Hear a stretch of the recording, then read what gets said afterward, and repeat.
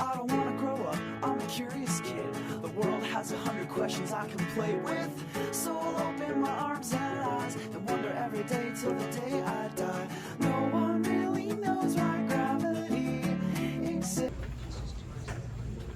All right, welcome all. Good evening. Welcome to Wonderfest. I am Tucker Hiatt, the founding director of this Bay Area beacon of science. Now, I get to introduce tonight's speaker. She is Dr. Kelsey Urgo, assistant professor of computer science at the University of San Francisco. Go Dons! She is also, I want to tell you her history. She earned her bachelor's degree at UC Santa Cruz. Go Slugs. Yes. I was a slug at one time, and still am in some senses. We got UC Santa Cruz, and she earned her PhD in information science at the Chapel Hill campus of the University of North Carolina. As you might guess, Dr. Urgo's research focuses on human-centered AI, particularly human-computer interaction during the search process, during search. Kelsey is a local gal, having grown up here among the redwoods. She is a flautist. She plays the flute along with other instruments, I understand, and she is an avid word puzzle solver, particularly what she calls cryptic crossword puzzles. As if crossword puzzles aren't hard enough. They're cryptic crossword puzzles if she's gonna take them on. Please welcome Wonderfest AI for Human Learning expert, puzzle solver, Dr. Kelsey Urgo.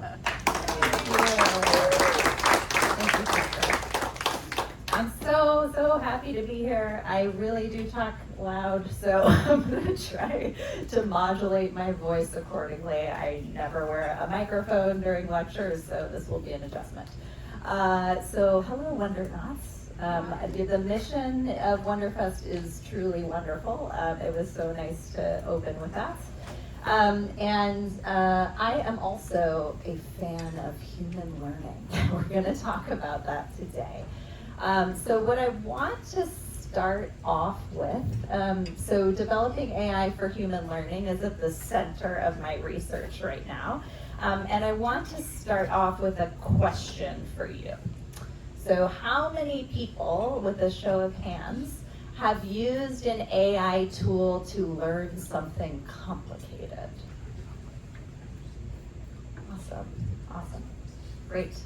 And another question, did the AI tool help you learn that complicated thing? Another show of hands. Great. So I'm going to pose a sort of alternative question to get us thinking about what I think about with my research. Or did the AI tool simply help you get a highly specific answer that seemed correct more quickly? Yes.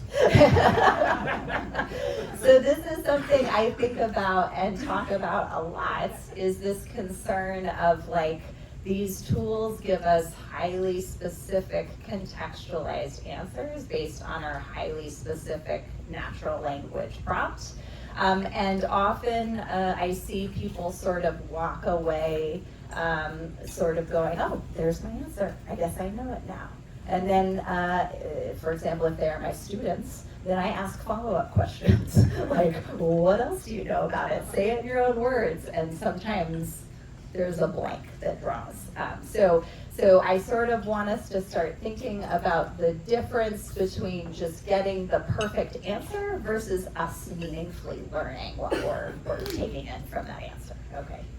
So so what I'm going to do first is think about my students. So I teach, right now I'm teaching a class on machine learning. And machine learning are sort of the models that are the underpinnings of a lot of the AI that surrounds us right now, okay? I want you to be in the shoes of my students. And just a couple of weeks into machine learning, I start saying stuff like this to them. PCA, principal component analysis, dimensionality reduction, singular value decomposition. eigenvalues, eigenvectors, component loadings, cumulative explained variance. And sometimes I get this reaction. And so invariably some percentage of my students turn to an AI tool for an answer when they get home, hopefully not during lecture, but hey. So this is the kind of thing they might do. So this is ChatGPT, right? So this is one of the AI tools that I'm talking about. And so they could literally do this, and some do. They say, what are PCA, dimensionality reduction, singular value decomposition, eigenvalues, eigenvectors, component loadings, and cumulative explained variance, right? And it answers over here. There it all is. But my question for them is like, there is so much in every single one of these concepts. And so just as sort of a starting point for us to think about this, is this enough, right? Is this helping them? This is kind of my question, okay? So before we get into this specific question, I just want to talk about how I landed here in this area of research, okay? And so let's go back just a few years when I was doing my PhD. And I'm going to talk about how I ended up studying AI and human learning. So I studied at UNC Chapel Hill information retrieval, okay? So what is information retrieval? Well, information retrieval is about designing, developing, and evaluating systems to support people in finding and using information to achieve their goals. So let's unpack these a little bit more, the designing, developing, and evaluating, because it's important to how we think about these systems. So designing. So when we talk about designing, we put the human need first, okay? And understanding people as information seekers, problem solvers, and learners. So the very first thing I think about is like, what is the human need at the center of using that information retrieval system or search system, okay? Then there's the developing part. So we build algorithms, source data, and interfaces that support these needs and outcomes. And in terms of evaluating, we're trying to figure out if the system is any good at what it's supposed to do, at helping that person achieve that task, right? And so we check if the system actually helps people achieve their goals. That's how we evaluate it. So everything's about the person's need and their outcomes and measuring that, okay? So we use information retrieval systems to do many, many things, to understand the world, find our jobs, do our jobs, acquire new knowledge and skills, make important decisions, find entertainment, support our hobbies, meet people, find inspiration, ponder the meaning of life. So in my dissertation, I focused on this one, tasks around people using information retrieval systems to acquire new knowledge and skills. And how can we develop information retrieval systems that better enable us to do that, okay? Arguably, all of these, you would also acquire new knowledge and skills. So understanding the world, do our jobs, support our hobbies, find inspiration, ponder the meaning of life, all arguably involve acquiring new knowledge. So this is sort of a broad set of tasks. So I want to talk about this area. So I am in this sort of niche area called search as learning. So this niche area of information retrieval emerged because people in IR noticed that sort of in about 2 decades ago, noticed that people weren't just using search systems for simple fact finding anymore. They were doing more complex tasks, right? And those tasks were complex and they were open-ended. There wasn't like a clear right document or statement, right, to solve that task. And the search needs required iterative sessions, so it couldn't be complete in just sitting down and doing a couple of queries. People had to come back to it and work through it, and it sort of evolved over time. And people engaged critical and creative learning as throughout that information-seeking process, okay? So search as learning kind of reimagined what search tasks are as these sort of open-ended and exploratory endeavors, okay? So search as learning investigates how to support complex human learning during search. Historically, it has focused on traditional search systems, but more recently it focuses on integrating both traditional search systems and AI tools, because now the information-seeking process is kind of going into these other generative AI tools. A quick plug, we have a new monograph on search as learning, myself and Dr. Jaime Arguello, if you're interested in this topic. So learning can be defined a myriad of ways, and I just want to highlight how we define learning and search as learning, okay? So in search as learning, we care about meaningful learning. So what is meaningful learning? Well, learning that includes a range of cognitive processes. So not just simple cognitive processes like remembering a fact or understanding a definition well enough to say it in your own words, but also being able to apply knowledge, analyze parts of a concept, evaluate concepts to make a judgment as to which one is more applicable to a situation, and then also creating, yes, I moved it because it was, thank you, and then creating involves synthesizing information into a new novel form. The other aspect of meaningful learning is that knowledge is transferable to novel contexts. So you might have heard of transfer of learning. That's sort of like the gold standard of learning, that you learn something in one context, you're in a new context, and you can use it there, okay?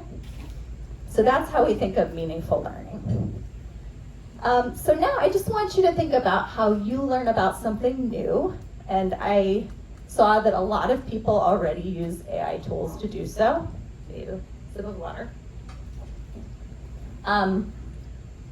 And I want you to think about what tools and resources you use, maybe beyond AI tools. Historically, people used search or information retrieval systems, right? And when I used to ask this question, this was like number one, right? This was the search system people thought of, right? And still to some degree that's true. And when we think about search as learning, there were also a big set of other systems. So you can think about archive and ACM, so different academic publication sources.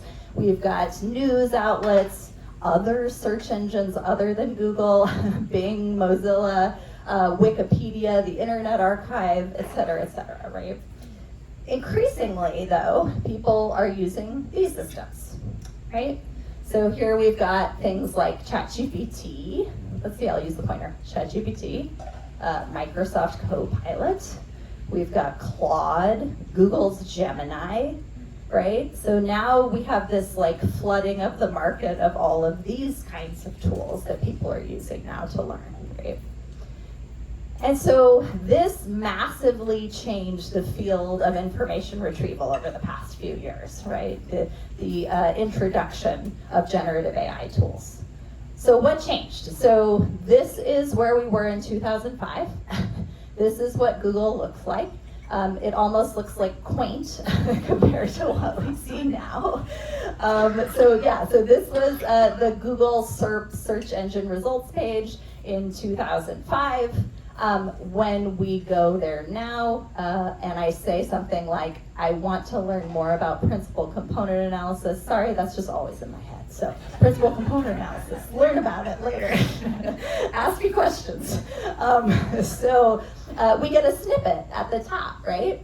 This is a generated snippet from an LLM. I'm gonna get into that in a moment, like so we kind of get on the same page with what is generative AI and what's an LLM. It's going to be a really quick lightning introduction to that.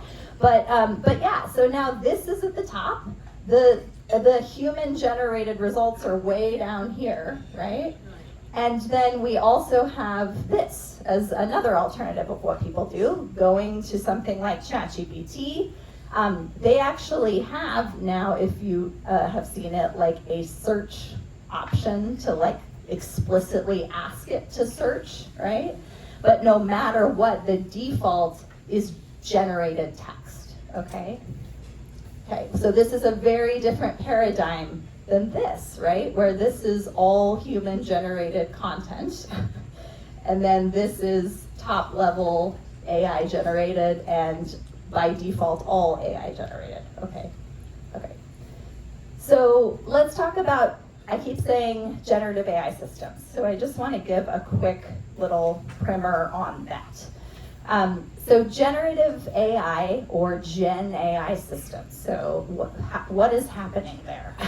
So it takes an input.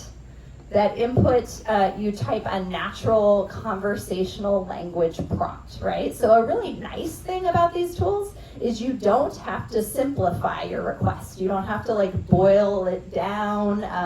And we used to have to do that with traditional search. I mean, there might be reasons why that process for us cognitively is actually useful, but we have this ability now to just write in our own words and in our natural speaking language to be as precise and complex as we would like to be, right, when we request. And what is output for us is a generated text output based on a large language model, or LLM, okay?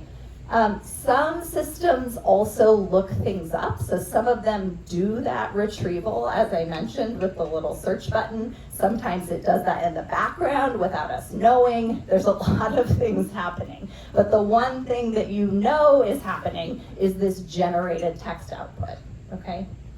So I just said LLM. Let's do LLM in 2 minutes. Okay, so LLMs, okay, so large language models, LLMs, are often the models that produce most Gen AI chat responses, okay? And it writes by predicting what's called the next token. A token can be a word or just some unit of text, okay? They can be different sizes. So it writes by predicting the next token based on all the tokens it has already seen. Tokens aren't always whole words. They can be parts of words, punctuation, or spaces. And how does it make predictions? Well, it's trained on a whole bunch of data that is textual data. And usually that textual data is something like publicly available web pages, books, code, the details of what gets mined there and trained on varies from model to model, okay? So the objective of the LLM is like a giant autocomplete. So you know when you're typing in Google a search query and it tries to finish what you're saying, that's kind of what's happening here when generating the outputs, right? It's given the text so far, the model learns to predict the next token, et cetera, okay? Based on a bunch of things, context, training data, et cetera. And it also has this mechanism called attention. And attention was like revolutionary with LLMs and transformers because it helps the model decide which parts of the text you input and which parts of the conversation context matter most. And it can focus on that. And that also informs how the text is generated in the response, okay? All right, so what is this good at? It's good at patterns. It's good at style, and it's good at synthesis, like summarization. But there's some limitations, okay? So it is the generated text, not inherently factually grounded, right? So you've probably heard about hallucinations, yes? Where there are these like confident sounding mistakes that it makes, right? So many systems try to reduce this by retrieving sources and feeding them to the model. Doesn't fully fix the issue. So the model is a great pattern writer, but not a built-in fact database.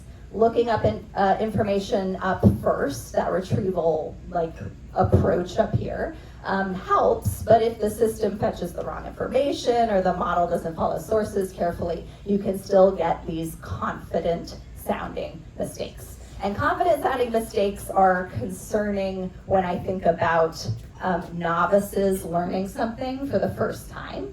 If you don't have the foundational knowledge to know that a mistake is there, that can be an issue, right? Yeah. So what are some benefits of Gen AI tools for human learning? Because there are many, I believe. So 3 quick ones though. Quick efficiency, specific answers, contextual answers, right? That's the thing that students really like it for, right? You get the answer really fast, they're really busy, they're trying to get a lot of work done, right? And it's very specific to their particular context, assignment, class, etc., their project, whatever, right? So efficiency, specificity, and context. They like it a lot. Okay. So what are some drawbacks of Gen AI tools for human learning? So I want to highlight some of those next. So the first one is a concept called illusion of understanding. And so that is what I was getting at the very beginning with the example, right? So if you get an answer that seems perfectly suited to your question and you read it, you might walk away going, oh, now I know. Now I understand what principal component analysis is. now I know singular value decomposition, right? But do you? Yeah, right? So this illusion of understanding is this idea that it may give you confidence that you know something that you don't really know very deeply, okay? Then there's this issue of cognitive offloading of crucial learning processes. So this is another potential issue where it's like the work that we would do as learners to maybe generate that text ourselves from having read and thought about it is now offloaded, right? And so that work, I mean, learning is a challenging, effortful process. When you take away that work, what do we get? We have concerns about, is there a reduction of critical thinking? Is it just shallow learning, not deep, meaningful, internalized learning? Those are the concerns that are raised. So that's what I think about. So on that note, there's a couple of studies I just want to highlight. So there is this study from this year, from Bastani et al. So just to talk about what they did, they had about 1,000 high school students in one of 3 conditions that were all preparing for a math test, okay? And so in one condition, they had essentially ChatGPT out of the box, right? Then in another condition, they just had traditional study methods like practice problems on paper and their textbook. And then in another condition, they had ChatGPT but with some guardrails. So the guardrails were, do not give them answers, only give hints. And here's the full correct set of answers so you won't make mistakes when you talk to them, okay? And so given those 3 conditions, essentially what happened was, well, both AI tutors, meaning the ChatGPT and the ChatGPT with guardrails, improved immediate performance. Yet practice gains didn't mean better learning. Now what happened? Well, they had immediate gains in that they did well while they had access to the AI tool on the problems, which seems kind of unremarkable.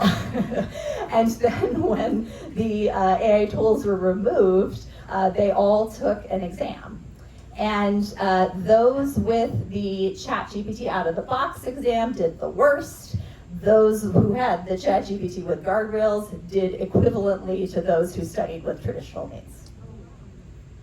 So we can think about that. Here's another one. So Kosmina et al., so this is a group from MIT. This is also from this year.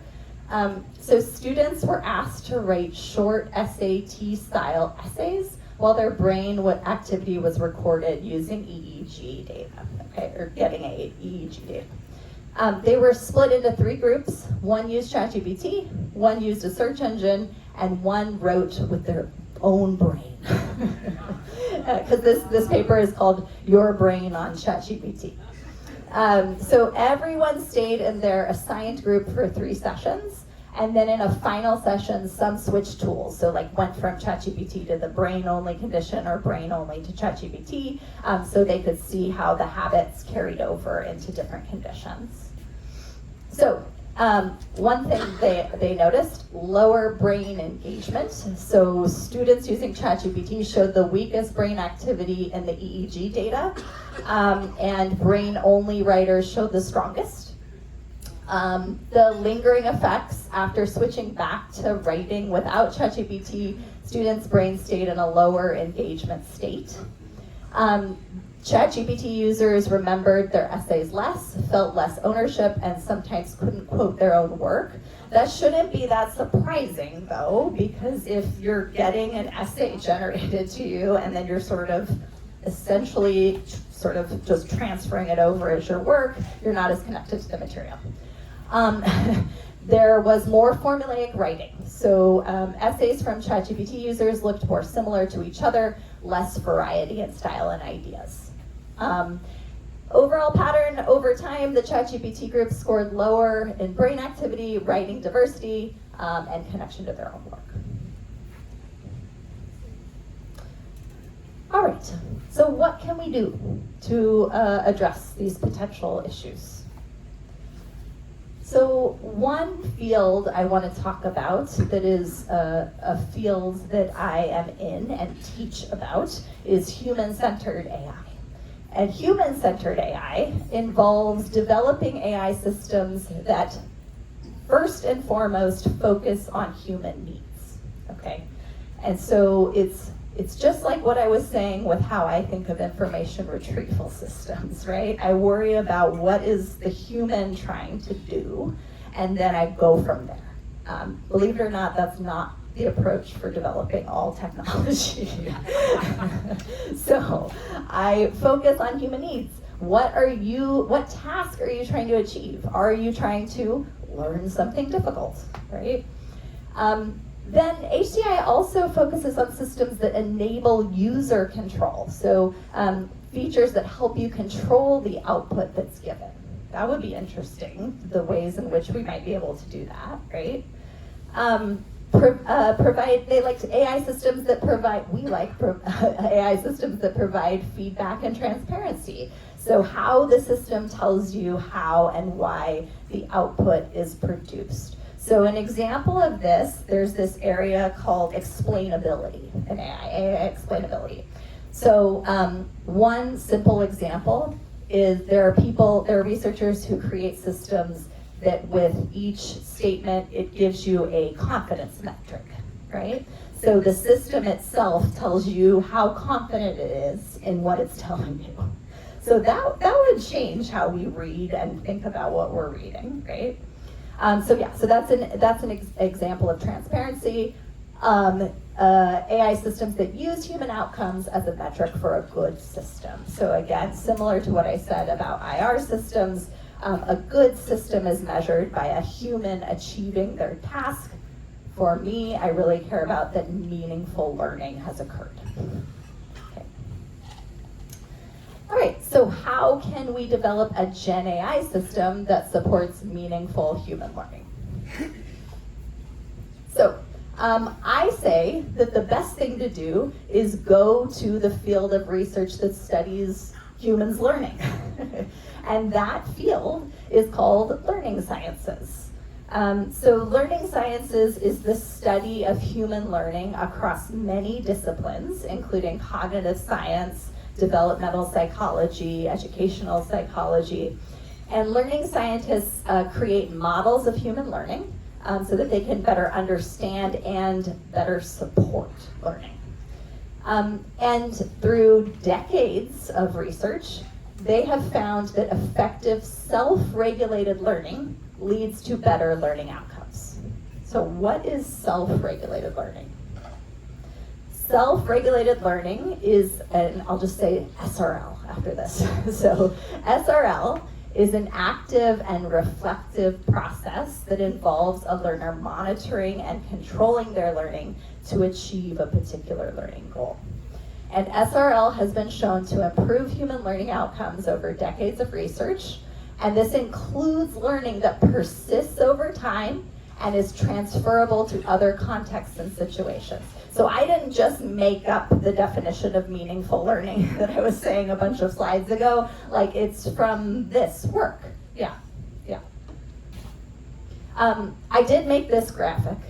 So this has been in a number of my publications. I made a version of the SRL model that makes sense to my brain. So I'm going to use this to explain this particular, so there's several models of SRL. The one that I adapt and use is called the Winnie and Hadwin model. And this is a sort of depiction of that model. Okay. So what happens in self-regulated learning? So in phase one, there's the task definition. So we could think of like a student who just took home a large assignment, and that's the task definition, right? They have like, this is the project you have to do, here are the different deliverables.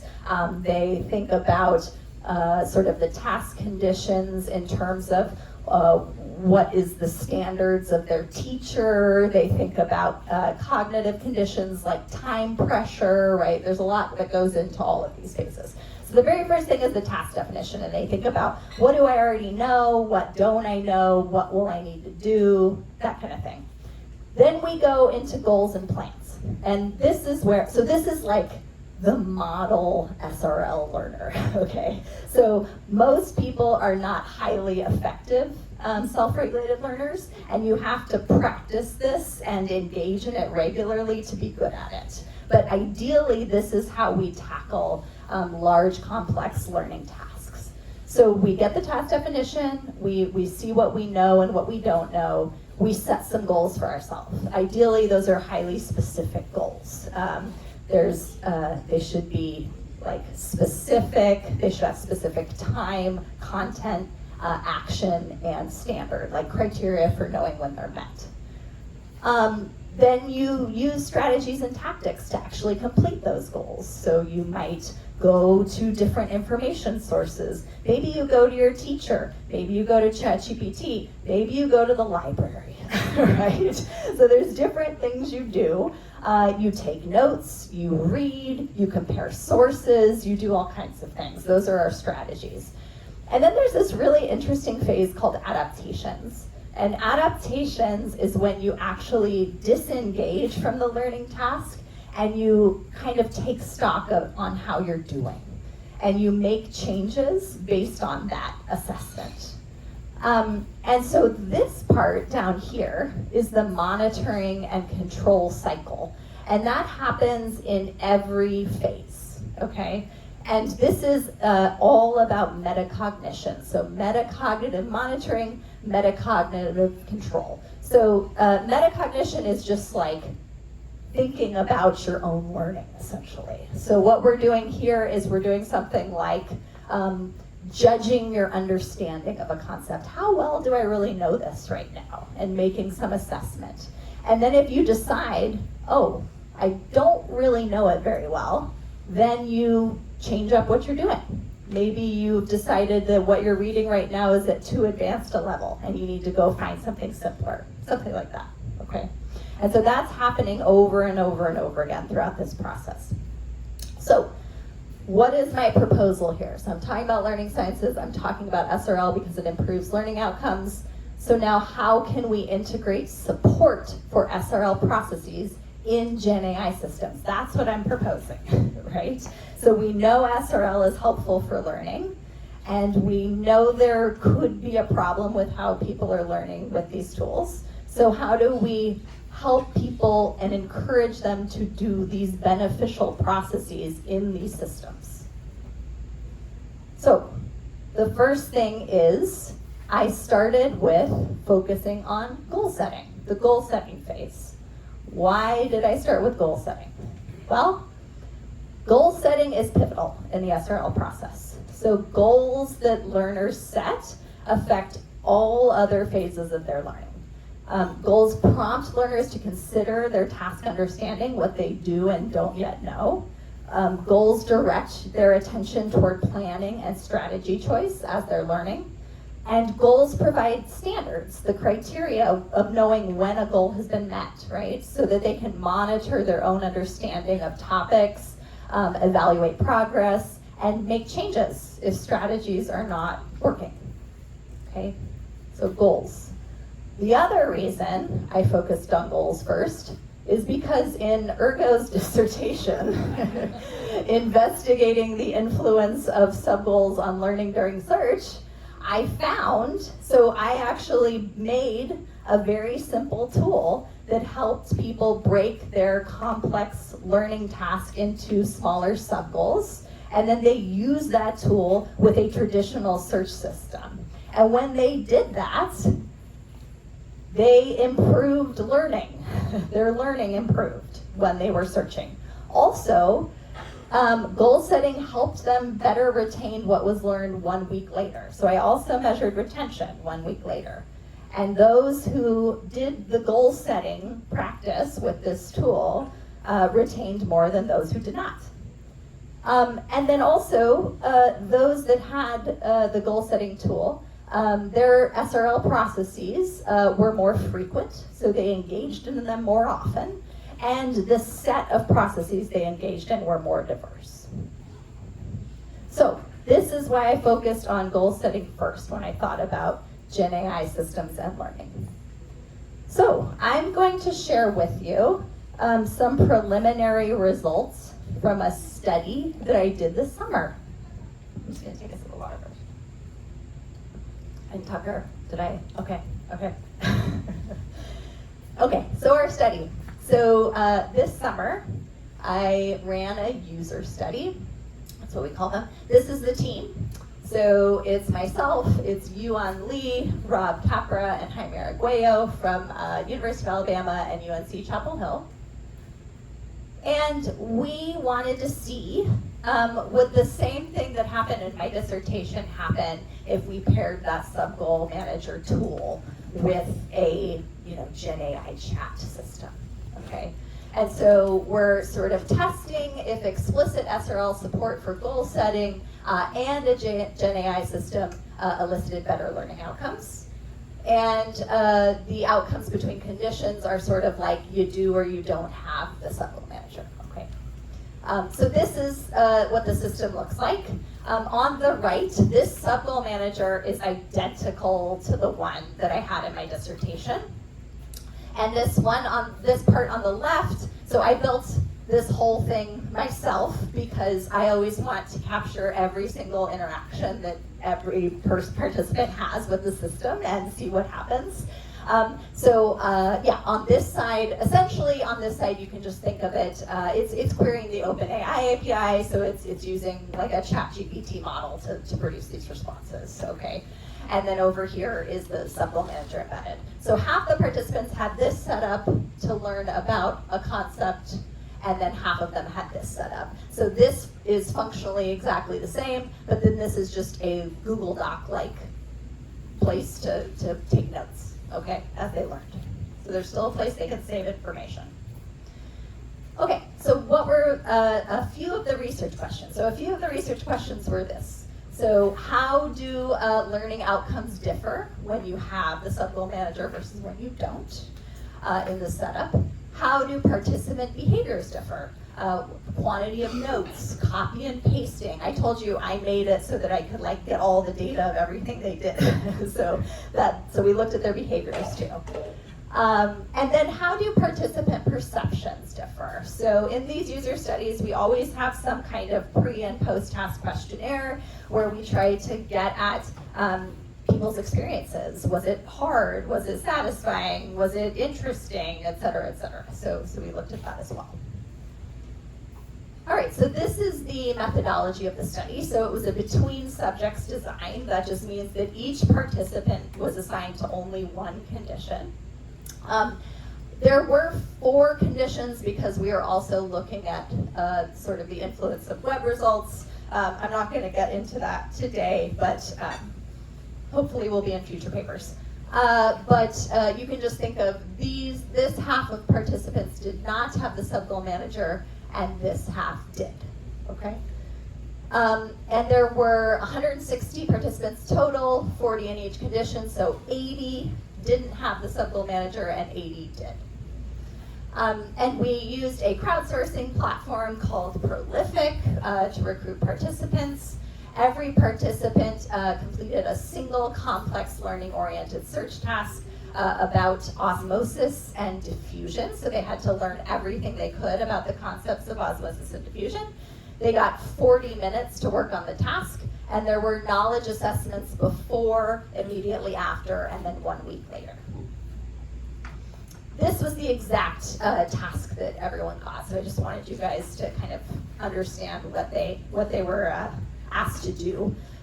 We always give like a situating scenario to sort of motivate the task. So it says one of your family members is a high school senior who's about to take an important biology exam.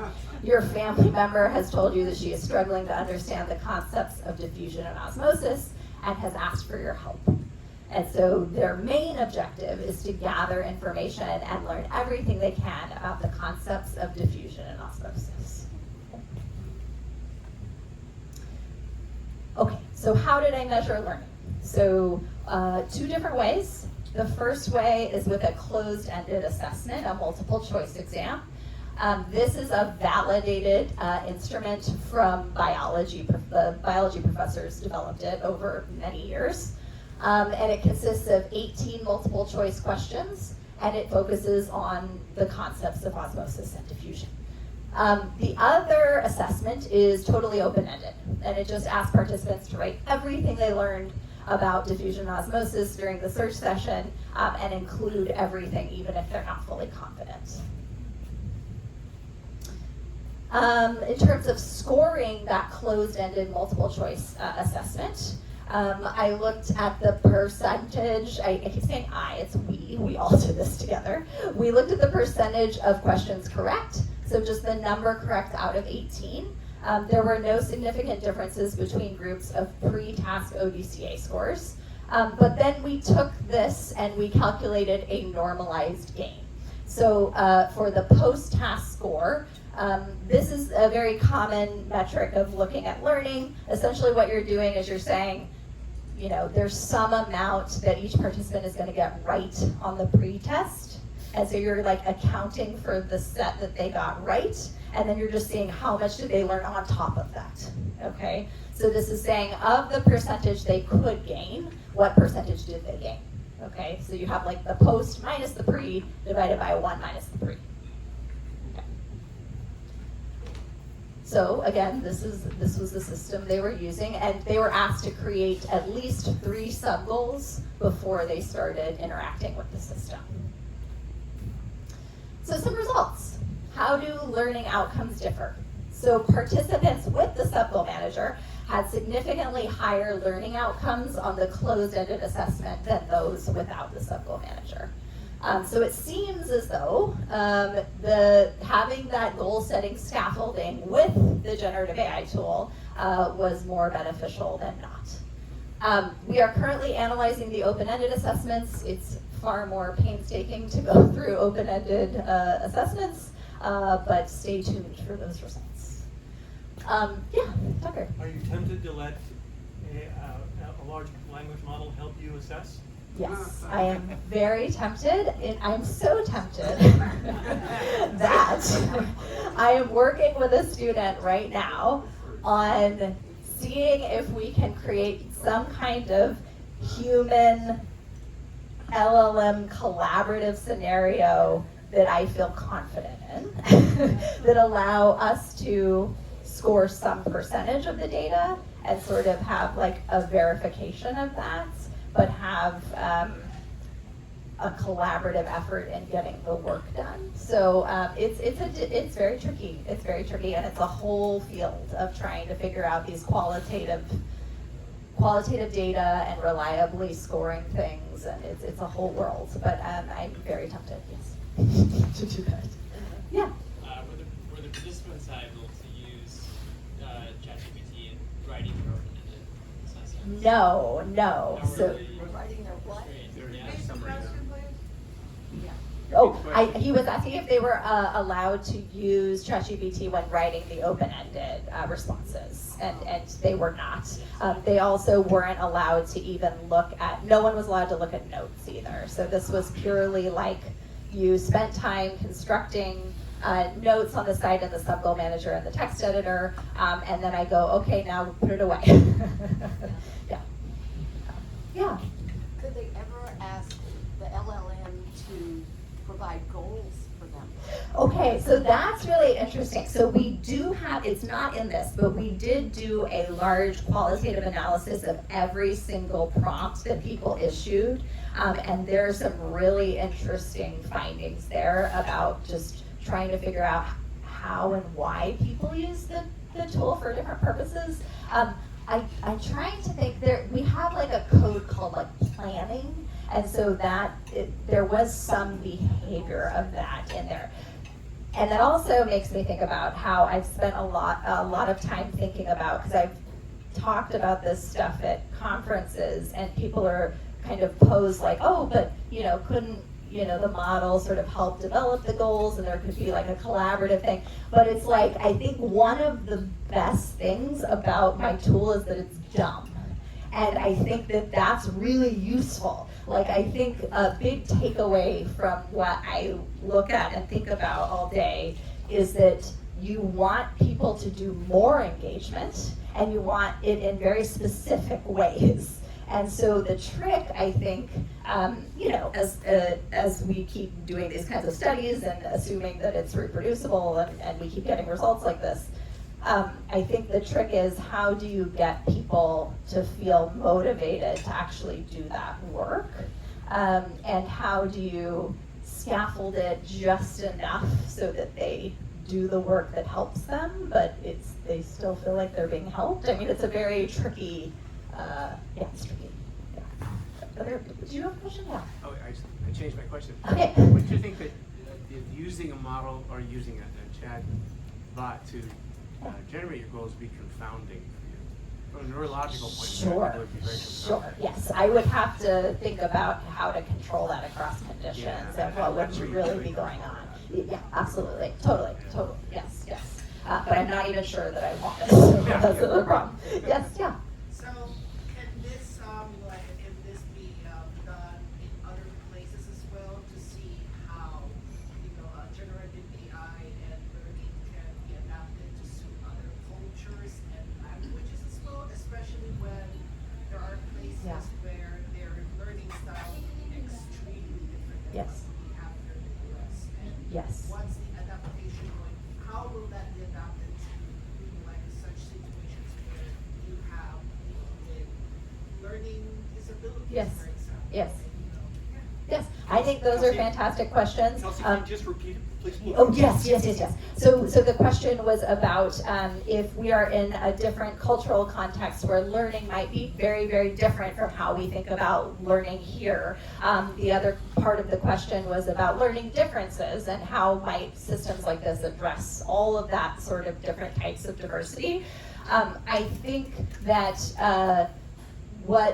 so I don't have a good immediate answer to that question, but I think what I would do is, there are so many, again, in the learning sciences, there are so many people who look into that sort of range of aspects of that problem, and sort of are looking at how learning models are different from culture to culture, how people learn differently, and I think it would take people who are doing this kind of work specifically with that purpose, and I definitely hope to think about those things in the future.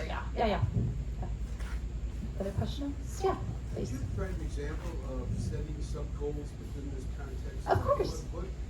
Give us some. Yeah, so the question was about an example of setting sub-goals within this context. So, yes, so I actually, so there's, here. Well, you can't really see it.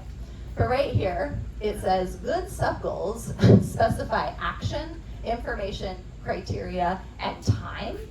And so if you hover over those, there are actually these little tooltips that tell you about that.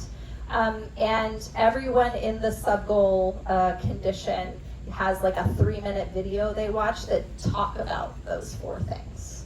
And so essentially it will be something like, so if I think of a goal that has a specific action, information, criteria, and time, it might be something like understand the concept of, understand the definition of diffusion well enough to be able to say it in my own words in 10 minutes.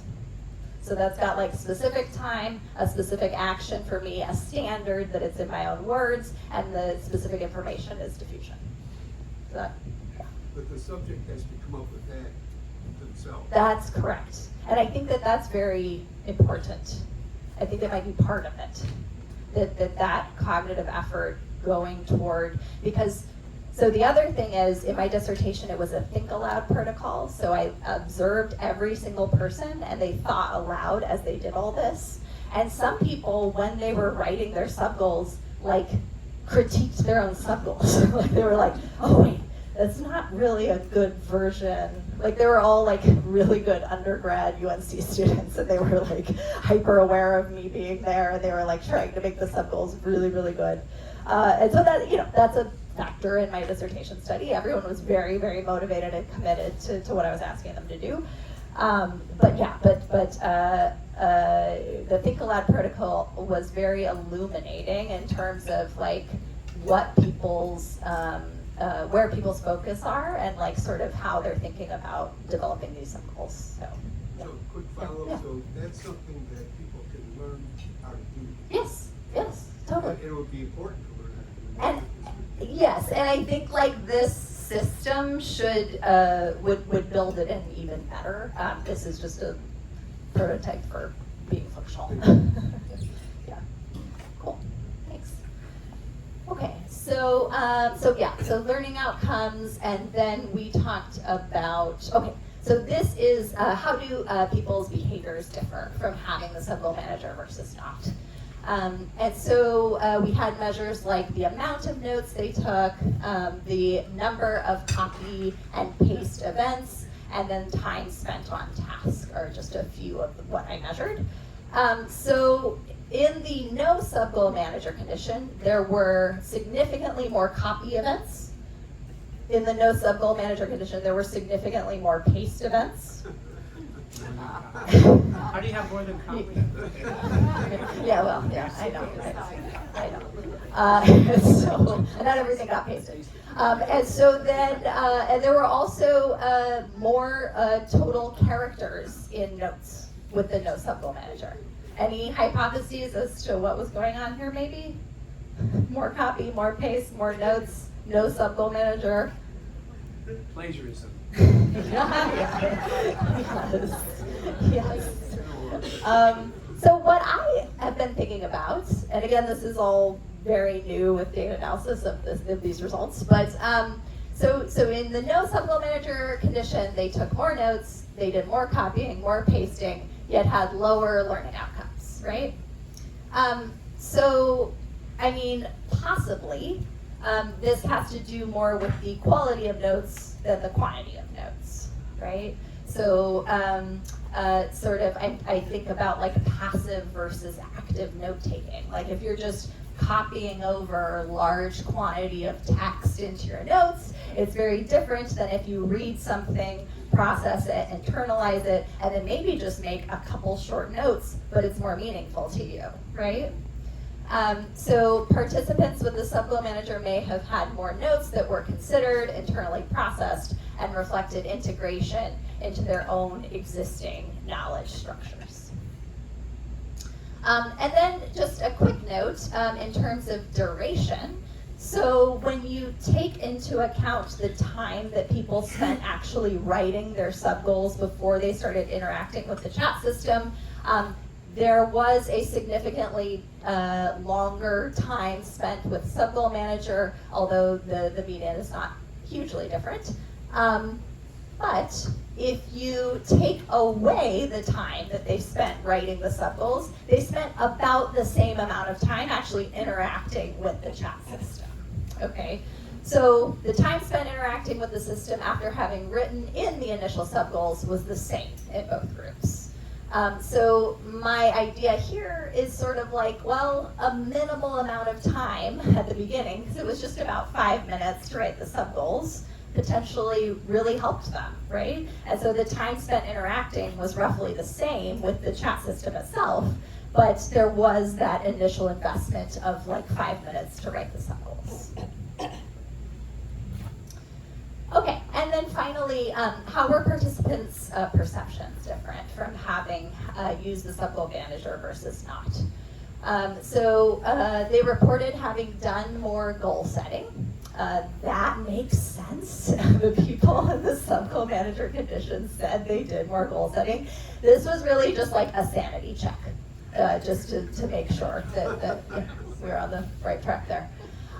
They also reported higher difficulty with the sub-goal manager. So that's their perception of the task difficulty. So people who had the sub-goal manager said it was harder. So some possible interpretations here. So beneficial SRL processes like goal setting take effort, right? And we call that desirable difficulty. Like the things that you have to do that are hard that help you.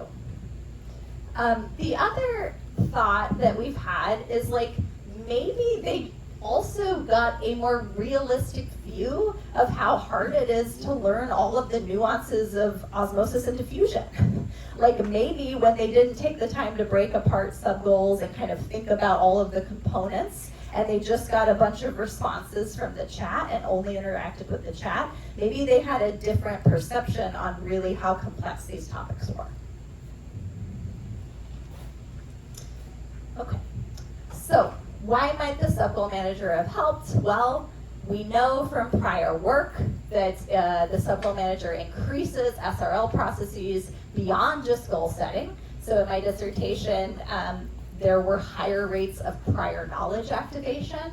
That's just people going, what do I already know about this topic? What do I not already know about this topic? And that's very beneficial for learning, for us doing that.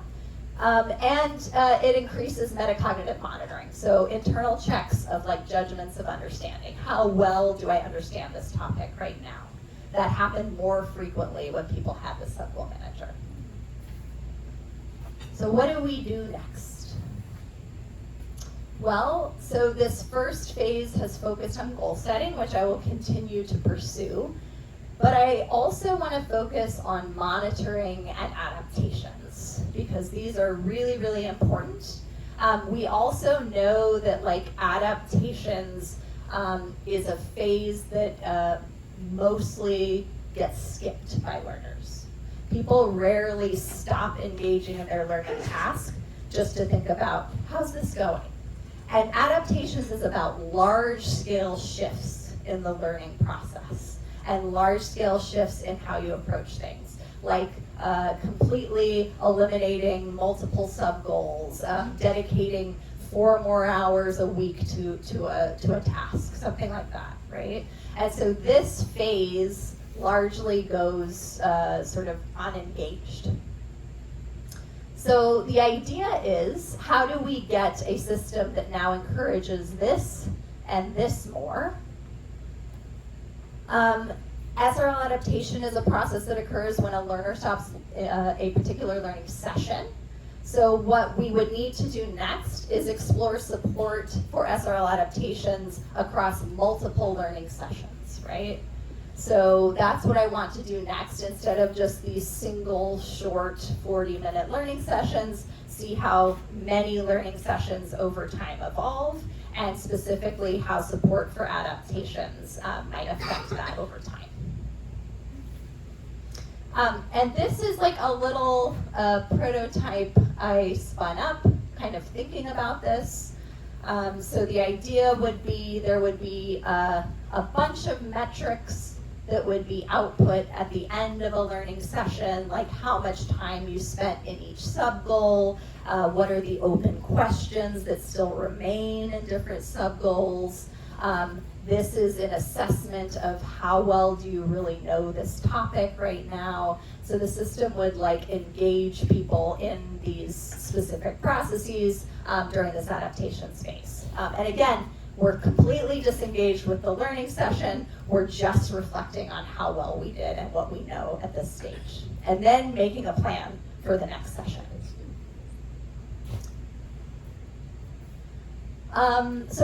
So some things I want to sort of mention as I make a couple of final points. So SRL is self-driven and is difficult. But SRL is also critical for improving learning outcomes. SRL is not, here, I'm moving it up, Tucker, sorry. SRL is not innate, okay? We do not start out good at this. It takes, it's a set of skills that we have to learn: planning, monitoring, reflection, adaptation.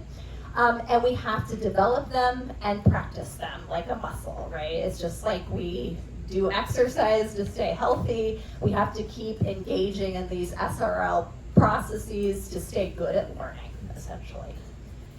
So I want systems to help encourage us to do that and help us know how to do that. So better self-regulated learning leads to better learning outcomes. Gen AI systems that produce specific answers, even if they are correct, is not enough. So our job as AI developers is to make systems that enable, encourage, and scaffold SRL processes along with us. Thank you.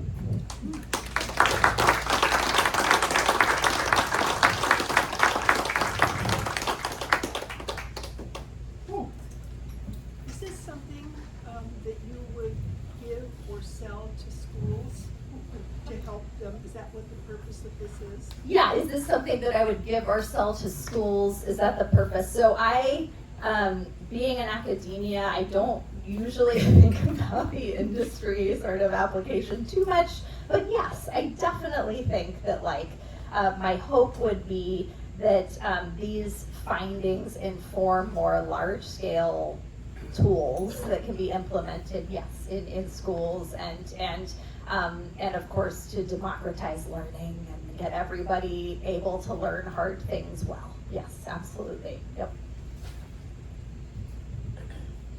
Yes. So, Uncle Walt. so learning is, you put a lot of energy into fostering learning, but in a sense, ChatGPT and AI in general,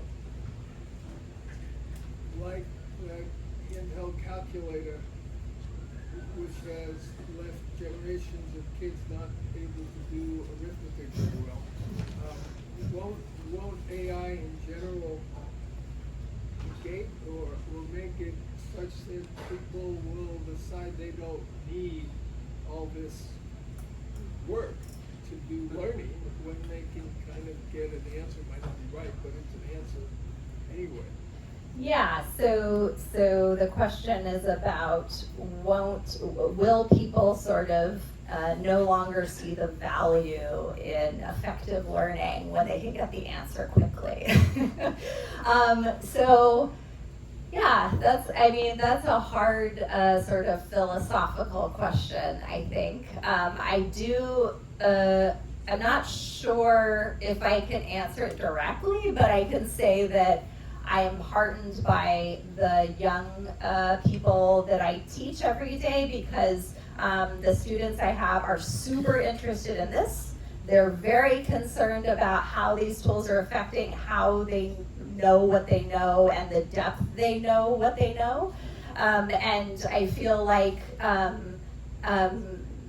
in contrast to that idea, I see a lot of like I just stopped using those tools because I just need to know that I can do this without them. And they've had, there's just a lot of examples of students that have told me, like, they're very, very cautious about how and when they use tools for learning, because they know they've had experiences where it's become like a crutch, and then they feel like they don't really deeply understand what they're doing.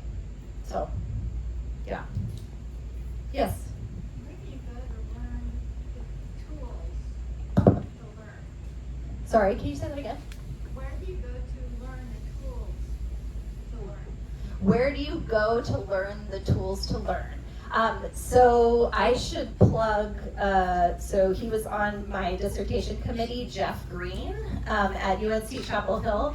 He has a lot of great work on SRL, and there's some really good, I can even share them with Tucker. There's some great resources, like the Cambridge Handbook of Learning Sciences. That's a really good book. So there's a bunch of books like that that really get into teaching us about how we learn well, and examples of all these processes. And I think that's a starting point. But again, I think that these tools and the tools we interact with every day should be also teaching us about this, and because I can't think of a tool off the top of my head that I can reference, because I don't think this kind of level of SRL processes really exist in anything I can think of off the top of my head. But I think, like, as a starting point, I could definitely share a bunch of references, and then I hope that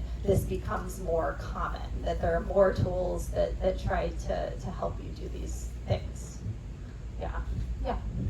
Could the sub-goal manager be adapted in a way that we can put it into platforms like Google or Meta or other platforms, so that if people are interested in learning more about a particular subject, Yeah. they can open up a tab that says sub-goal manager, Yes. and then they can continue on with the conversation Yes. right there. Because Yes. truthfully, even the prompts that you got Yes. with your research, I Yeah. really feel that the democratization of AI should also include responsibility. So Yes. we need to make sure that what we search responds to what we really need to see, rather than what the algorithm just wants us to see. Sure, of course, yes. I think at the crux of your question was, like, could we have more tools like this actually embedded in something like Google? We certainly could. But yeah, I think there's a lot of factors that go into how large industries work, and yeah. Yes. So the students you talked about who are afraid to use Yes. these tools too extensively, are they engaging in vibe coding for their projects, or are they? Yes. To what extent how does that play out? Yes, totally. So this idea, everyone familiar with vibe coding? Probably not. So it's this idea of just like, we have these generative AI tools that can basically spit out all the code we need for, an entire application to function, and then you just kind of go, oh, and with your like prompt in natural language, you say, oh, just kind of tweak this to do this, and then it just continues to build for you, right? And so it totally takes us away as programmers, developers, which is kind of an interesting thing. Tell me your question one more time. So they're afraid that they're going to be too dependent. Yes, Right? yes, They want to make yes. sure they understand their Yes, subject matter. yes. But are they engaging in vibe coding, which in a sense means Yes. you really don't have to learn the language? Yes. So yes, I think really that the sort of vibe coding experience becomes very tempting. I think what happens is people go into those spaces and then go, whoa, I don't even know how this works or what's happening. I would like to. And then they kind of go, I'm going to pause on that for a bit, and I'm going to like dive in to see what's going on. Like there was a student yesterday I was talking to, and he was like, when I learned to do, he's an excellent student, and he was talking about when he learned in middle school to program, he was doing something with JavaScript, and he's like, I used to like go to Stack Overflow and I'd look at one post and then I'd look at another post and I'd kind of like triangulate them and try to solve the problem. And I really, really understood it. And now when I'm working, it's rare that I feel like that. And so, but I'm not saying, I mean, I'm just talking about my research and then they're bringing up these experiences. So it's like, yeah, so yes, vibe coding, and yes, stopping because of the feeling that they get when it's like, I don't know what's happening. Yeah. You said that it takes time and practice to use these things. Yes. I have 3 grandchildren in 3 different universities now, and they are so time pressured. Yes. Yes. I can imagine they're saying, yeah, I've got extra time. Yeah. I'll just effort at learning this. Yes. Because they're so time pressured, Yes. they want to learn the material and feed it back and go on to the next thing. Yes. Yes. Now, what are you going to do about shortening that time, that learning time? Yeah, so the question is about, like, which is very valid, like students feel and experience a ton of time pressure because they have a lot of classes, they have a lot of new content all the time that they're expected to understand, and then content they're expected to produce. And so it becomes much more tempting to use these tools as the answer. And then there was another question on what am I going to do about it? No, I know. No, it was a good question. Like, because the question is about like reducing the time it might take to really learn how to learn. I think that's a really good, hard question. My concern is that a lot of the research shows that time is useful and time helps us learn. So I think one way to think about it would be that if the system itself was encouraging and scaffolding these processes, you wouldn't have to take like explicit time just to learn how to learn. You would like learn how to learn as you're learning. And so like that is sort of more the model I think about, and that totally could exist, that doesn't. So I think that is sort of the way Maybe through. there could be a class Yes. given to freshmen, Yes. learning how to learn, Yes. and then they know how to learn, Yes. and they could use it forever. So I brought up Jeff Green. He and Professor Bernanke did a study with intro biology students. And they were tracking how they were doing with learning analytics, with like the learning management system, and trying to predict when they would fail, essentially. And they were intervening early. So like people who never opened the syllabus, people who, there are these indicators that are very predictive of failure. And they intervened by giving them a course on SRL. And that worked. And so that does kind of exist. It's just not very widespread. Yeah. Yeah. Yes. Are textbooks still relevant in terms of form of learning? Are textbooks still relevant in terms of forms of learning? I use textbooks. I guess I definitely think so. I think it's important to. So we talk about like data provenance, like where is the information coming from that you're getting, and a textbook, it's like you sort of know who wrote it, you sort of know their background. There's a lot that comes along with a textbook in addition to the content itself in terms of like credibility or veracity. I mean, depending on what textbook we're talking about. But for that alone, I think that's valuable. And then usually the author has put in a ton of work to like think about how these topics should be ordered and scaffolded and all this stuff. So so there's a bunch of reasons why textbooks are very valuable. But yeah, I don't know. So yeah. When you're doing your research and thinking about how these processes work and people interact with it, Yeah. Do you feel like has similarities to prompt engineering and the way people interact with the LLMs and stuff? Yeah, so the question is about, like, when I think about my research and how people are interacting, is there like a relationship to prompt engineering and how people are like structuring the prompts that they give to a chat system. The one thing I think about a lot is like the difference in how, and I don't know if this will fully answer your question, but I think a lot about the differences between how novices and experts interact with these systems. So I think there's a lot of benefit for experts, but not so much for novices. And part of that is just what you're saying, like being able to craft the right prompt, like not knowing the right terminology, not knowing, there's a lot that goes into getting a chat system to sort of help you in the way you want it to help you, and some of it has to do with like novice versus expert. And the other thing is that I mentioned earlier in the talk is like if a mistake is presented to you, an expert can see it, whereas a novice has no idea. And so there are all these different, which gets a little bit away from what you were saying. But anyway, so yes, I think in terms of novice and expert, I think a lot about what goes into crafting a prompt that actually gets the response that you want. Yes? I have a question about, if we look at learning modalities, I'm a kinesthetic, visual, auditory learner. The people who sort of step away from this whole world that you're working in, have you noticed if they fit into one of those, or actually four, a little bit more than that, but just the three primary that I mentioned?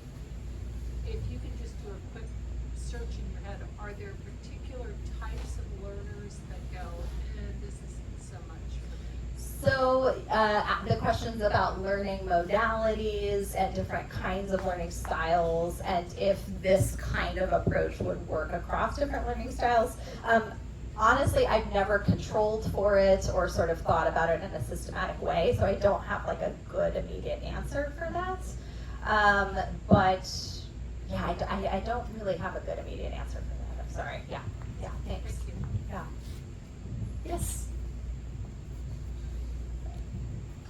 Any of your studies on learning and so on,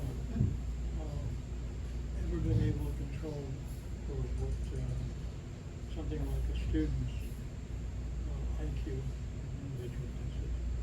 Do you have any sort of, I mean, I'm not a big IQ fan. Yes. Nevertheless, there is something to this. Yeah. Definitely. So have you been able to look at that? There must be something. Yeah, so the question was sort of about, have I looked at individual differences in terms of something like IQ?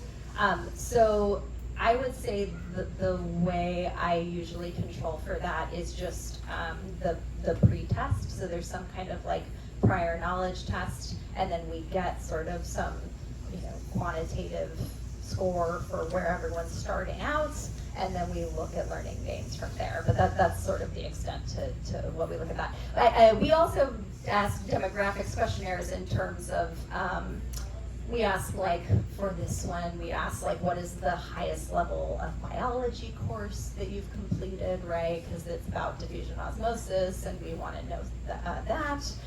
We ask about level of education, things like that, but that's sort of it, yeah. Yes? When your students are submitting papers, do you run them through a program to see if it's generated from ChatGPT or it's their own words? Yeah, so I teach like Python programming and machine learning, and so most of what I get back is Python code. I have long given up trying to, so the question was about, do I use a tool to try to see if what I've been handed is generated code or text or not. I long gave up that fight. I have different metrics with which I sort of assess. So most of us in the CS department have just turned to in-class assessments and just going, here's all your assignments. I hope you do them because they will help you. But other than that, good luck on the test, because You won't have ChatGPT. For 33 years, I was a high school physics teacher. I always imagined that my students were, at least some of them, were studying because the subject was so fascinating. I know that's not always the case, and then the question is, what motivates students, especially to study outside of class now? How can we assess their work outside of class and use that to compute their grade? It just seems so hard. These are very tough questions. The promise of AI for education is enormous, and the problems that it raises seem to be equally enormous. I'm just glad that we have researchers like Dr. Urgo to try to help us. Please give her a round of applause for tonight's talk. Thank you.